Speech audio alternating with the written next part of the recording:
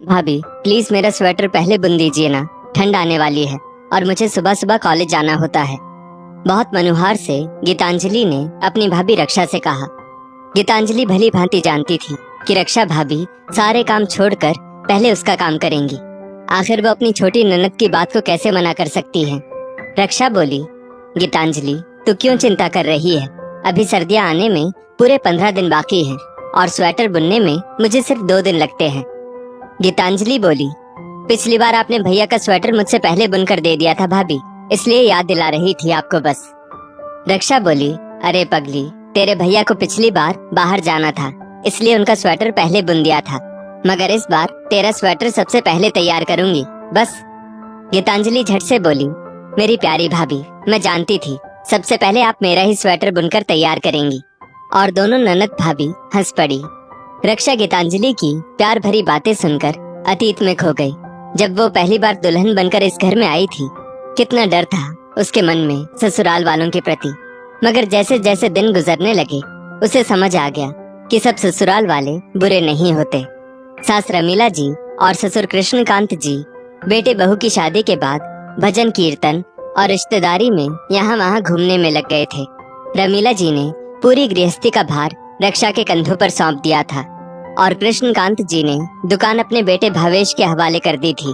भावेश पहले टेक्नीशियन का काम किया करता था, मगर कृष्णकांत जी ने भावेश को अपनी खुद की दुकान पर बिठा दिया और बोले, जब हमारा खुद का व्यवसाय है तो दूसरों के यहाँ नौकरी क्यों करना। मन मारकर भावेश ने दुकान संभाल ली।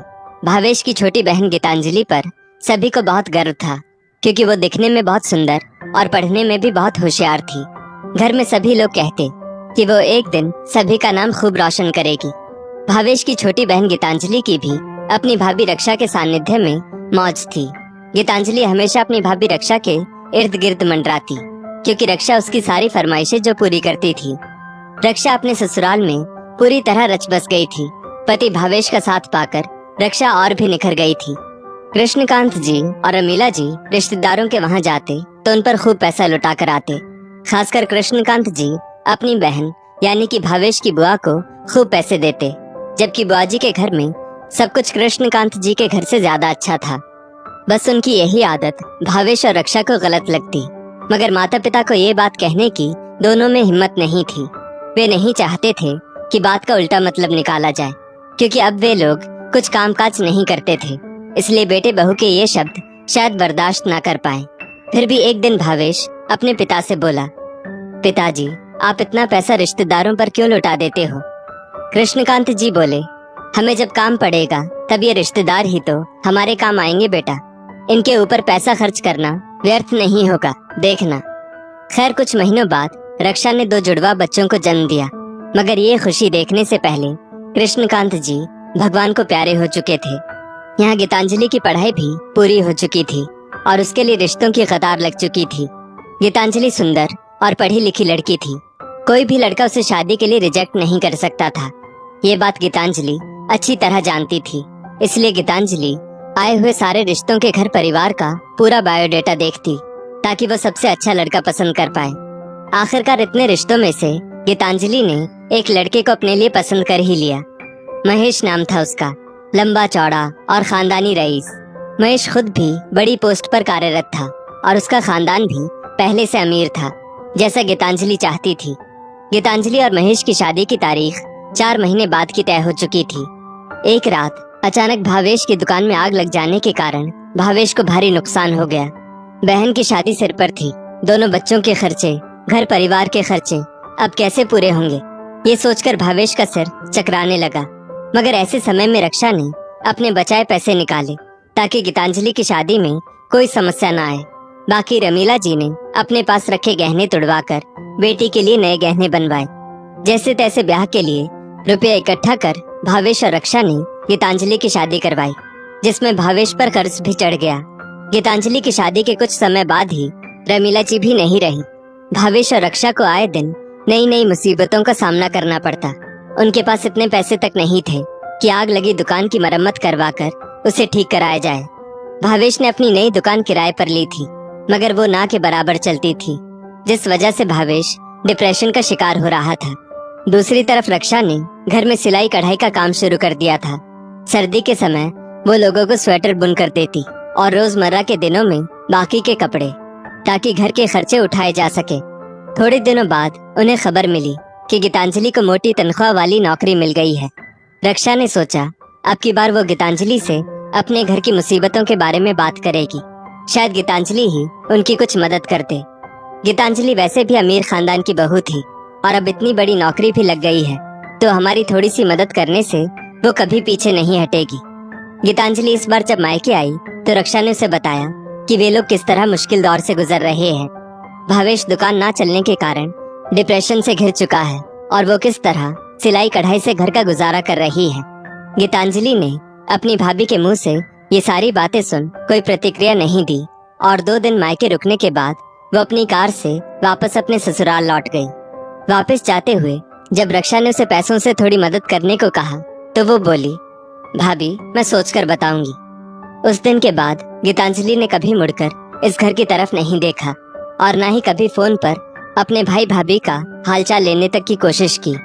रक्षा को वो दिन याद आ गए कि कैसे उसने गीतांजलि की शादी के लिए अपनी जमा की गई पाई तक निकाल कर रख दी थी और ये सब बातें गीतांजलि अच्छी तरीके से जानती भी थी। गीतांजलि की फरमाइश रक्षा सबसे पहले पूरी करती थी, मगर अब गीतांजलि का रवैया बहुत बदल चुका था। नई दुकान ना चलने के कारण भावेश निरंतर डिप्रेशन में चला जा रहा था, जिस वजह से अब उसकी तबीयत खराब रहने लगी थी और दुकान बंद करने की नौबत तक आ गई। भावेश की मानसिक स्थिति निरंतर खराब होती चली जा रही थी। रक्षा के सामने अपने दोनों बच्चों की पढ़ाई, घर के खर्चे और अब पति की बीमारी थी। ऐसे समय में उसे कुछ समझ नहीं आ रहा था कि वो क्या करे। आखिरकार उसने उन रिश्तेदारों को फोन करना शुरू किया जिन पर उसके सास ससुर खूब रुपए उड़ाते थे और कहते थे जरूरत पड़ने पर यही लोग काम आएंगे। बुआ सास, चाची सास और मामी सास ने भी पैसे से कोई मदद नहीं की और बोले, एक बार इंसान डिप्रेशन में चला जाए तो उसके वापस नॉर्मल होने के चांस बहुत कम होते हैं। भावेश की बीमारी पर पैसे खर्च करना मूर्खता होगी। हमारी मांग भावेश को उसके हाल पर छोड़ दे और तू अपना भविष्य संवार। तेरे आगे आखिर 2 बच्चों की जिम्मेदारी भी तो है। ऐसे उत्तर पाकर रक्षा एक पल को तो निराश हो गई, मगर वो कहते हैं ना, डूबते को तिनके का सहारा भी काफी होता है। रक्षा की पड़ोस वाली आशा भाभी और उसके पति कैलाश भाई ने ऐसे समय में पैसों और मन की मजबूती से रक्षा की खूब मदद की, जिससे भावेश की हालत अब सुधर रही थी। रक्षा ने अपने पड़ोसियों को जल्द से जल्द पैसे चुकाने का वादा किया, मगर वे लोग बोले, हमारे लिए भावेश का ठीक होना ज्यादा मायने रखता है। पैसे चुकाने की कोई जल्दी मत करना। अभी सिर्फ अपने घर परिवार का गुजारा और भरण पोषण अच्छे से कर लो, बाकी की चिंता छोड़ दो। हमने तो बस अपना पड़ोसी धर्म निभाया है। जहाँ एक और नाते रिश्तेदारों, सगे संबंधियों सबकी असलियत सामने आ चुकी थी, वहीं दूसरी ओर ऐसे लोग भी थे। रक्षा ने एक पल को सोचा, जब घर की सगी बेटी गीतांजलि ने ऐसी परिस्थितियों में हमसे मुंह मोड़ लिया तो दूसरों से क्या ही अपेक्षा रखना। अगर आज ये पड़ोसी काम नहीं आते तो ना जाने हमारा क्या होता। अब भावेश एकदम ठीक हो चुका था और उसने नौकरी की तलाश शुरू कर दी थी। बहुत जगह नौकरी ढूंढने के बाद उसे एक स्कूल में गार्ड की नौकरी मिली, जहाँ उसे पूरे दिन गेट पर खड़े होकर चौकीदारी करनी थी।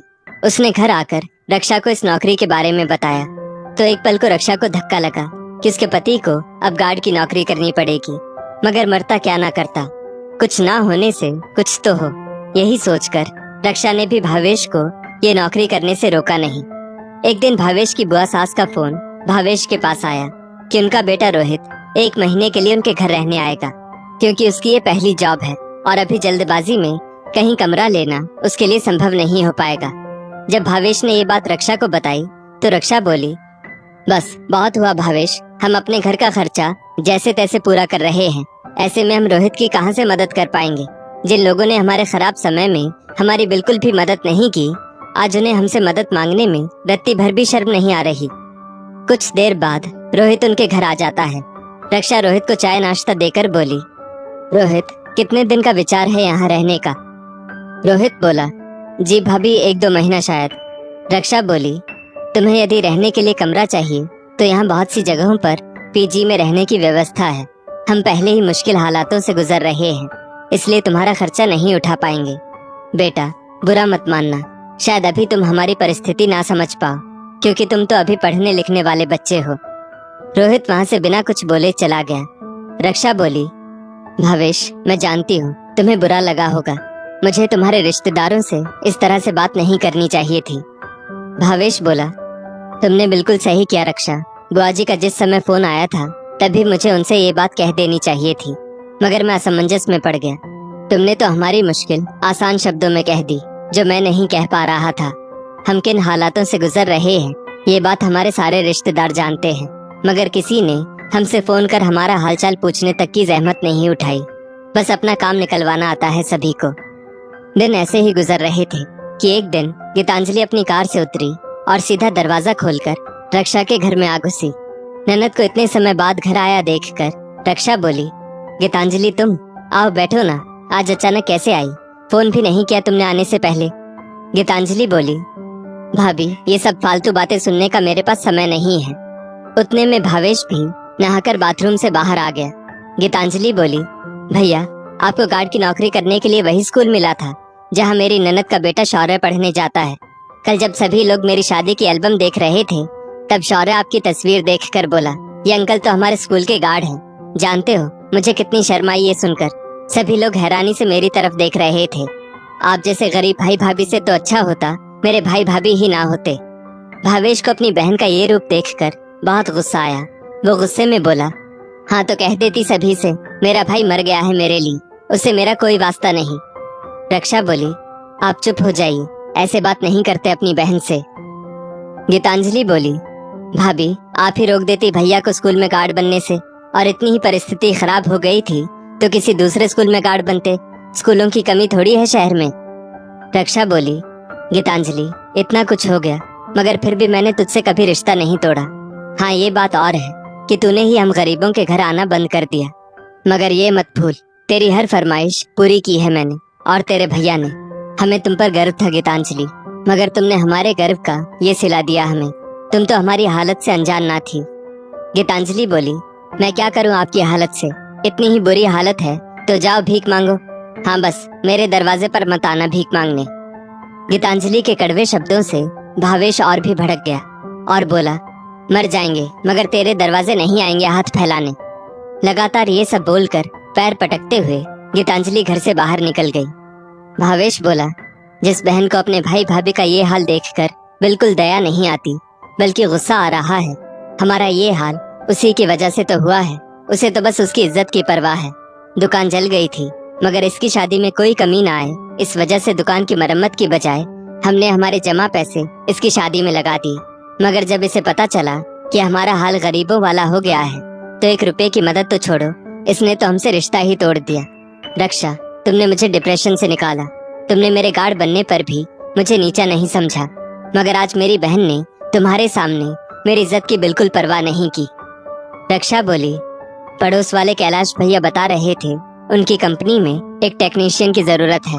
भावेश तुम दुकान पर बैठने से पहले टेक्नीशियन का काम अच्छा करते थे, जाओ और वहाँ आज इंटरव्यू दो। अगर तुम्हें ये नौकरी मिल गई तो हमारे दुख के दिन दूर हो जाएंगे और तुम्हें अपनी रूठी हुई बहन भी वापस मिल जाएगी, देखना। भावेश ने भी हामी भरी और वो इंटरव्यू देने गया। इंटरव्यू में पास होने से भावेश की उस कंपनी में नौकरी लग गई। धीरे धीरे रक्षा ने सभी के पैसे चुका दिए और आज पूरे 2 साल बाद रक्षा और भावेश बहुत खुश थे। भावेश की कंपनी में ही काम करने वाला सुधीर भावेश की बहन गीतांजलि का पड़ोसी था। उसी से भावेश को कभी कभार गीतांजलि की खबर मिल जाती थी। एक दिन सुधीर से भावेश को खबर मिली कि गीतांजलि के पति महेश की नौकरी चली गई है और लोन ना भर पाने के कारण बैंक वाले उनकी कार लेकर चले गए हैं। भावेश को ये सब सुनकर झटका सा लगा और कंपनी से घर आने के बाद उसने सारी बात रक्षा को बताई। रक्षा बोली, अब क्या होगा, हमें कुछ करना चाहिए। भावेश बोला, तुम्हें लगता है कि अब भी मुझे कुछ करना चाहिए? बहन से इतनी बेइज्जती सहन करने के बाद अब मुझसे उसके लिए कुछ करने की अपेक्षा भी मत करना। रक्षा बोली, अगर हम भी ऐसी हालत में उसका साथ छोड़ देंगे तो हमें और उसमें क्या फर्क रह जाएगा।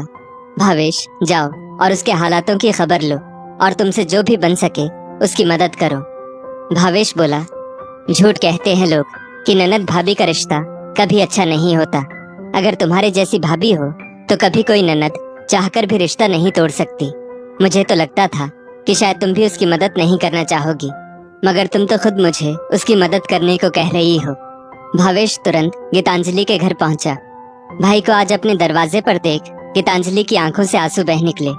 भावेश बोला, तू बिल्कुल चिंता मत कर, मैं और तेरी भाभी हमेशा तेरे साथ हैं। गीतांजलि ये सुनकर रो पड़ी और माफी मांगते हुए भावेश से बोली, भैया मैं बहुत बुरी हूँ, मैंने आप लोगों के कठिन वक्त में भी आप लोगों की बिल्कुल भी मदद नहीं की, फिर भी आप आज मेरे साथ खड़े हैं। भावेश बोला, तेरे इतने कड़वे बोल सुनकर मेरा दिल भी तेरे लिए खट्टा हो गया था गीतांजलि, मगर तेरी भाभी रक्षा के कहने पर मैं अपने आप को रोक नहीं पाया और यहाँ चला आया। गीतांजलि ने तुरंत अपनी भाभी को फोन किया और उनसे रोते हुए माफी मांगी। रक्षा बोली, रोते नहीं है पगली, एक दिन सब ठीक हो जाता है। दुख के दिन तो सबकी जिंदगी में आते हैं, मगर हमें हिम्मत नहीं हारनी होती है। गीतांजलि बोली, भाभी घर में सभी को मुझ पर गर्व था, माँ पापा भैया और आपको, मगर सही मायने में मुझे आप पर गर्व है कि मेरी भाभी आप हो। आज माँ पापा जिंदा होते तो उनको भी आप पर गर्व होता। भाभी पढ़ लिख कर अच्छी नौकरी पाना तो आसान है, मगर इतने संघर्षों को झेलकर वापस खड़े होने में बहुत मेहनत लगती है। और बिखरे रिश्ते संवारना तो कोई आपसे सीखे, क्योंकि मैं तो कभी रिश्तों को समझ ही नहीं पाई। तभी तो आप लोगों से आपके बुरे दिनों में किनारा कर बैठी थी, मगर मेरे इतने कड़वे शब्दों के बाद भी आपने मुझे फिर से स्वीकार किया है। रक्षा बोली, अब बस कर और अपनी घर की तकलीफों को खुलकर बता, हमसे जो भी हो पाएगा हम तेरे लिए जरूर करेंगे। गीतांजलि बोली, भाभी मैं रिश्वत लेते हुए पकड़ी गई थी, जिस वजह से मुझे नौकरी से निकाल दिया गया था, मगर मैंने सबसे यही कहा था कि मैंने खुद अपनी नौकरी छोड़ी है। ससुर जी के हाथ का सारा पैसा तो हम पहले ही उड़ा चुके हैं और अब अचानक महेश की नौकरी भी चली गई। भाभी मैं आज समझ गई हूँ कि बुरा वक्त किसी पर भी आ सकता है और ऐसे में अपनों का साथ कितना मायने रखता है। खैर गीतांजलि की अक्ल तो ठिकाने आ गई थी, मगर दोस्तों आज भी हमारे परिवार, नाते रिश्तेदार और दोस्तों में ऐसे कई लोग हैं जो बुरे वक्त में अपने सगे संबंधियों की मदद करने की बजाय उनका मजाक उड़ाकर चले जाते हैं या उनसे दूरी बना लेते हैं, मगर शायद वो ये भूल जाते हैं कि बुरा वक्त तो किसी का भी आ सकता है। वक्त बदलते देर नहीं लगती, इसलिए कभी भी अपने अच्छे समय पर अहंकार मत कीजिए।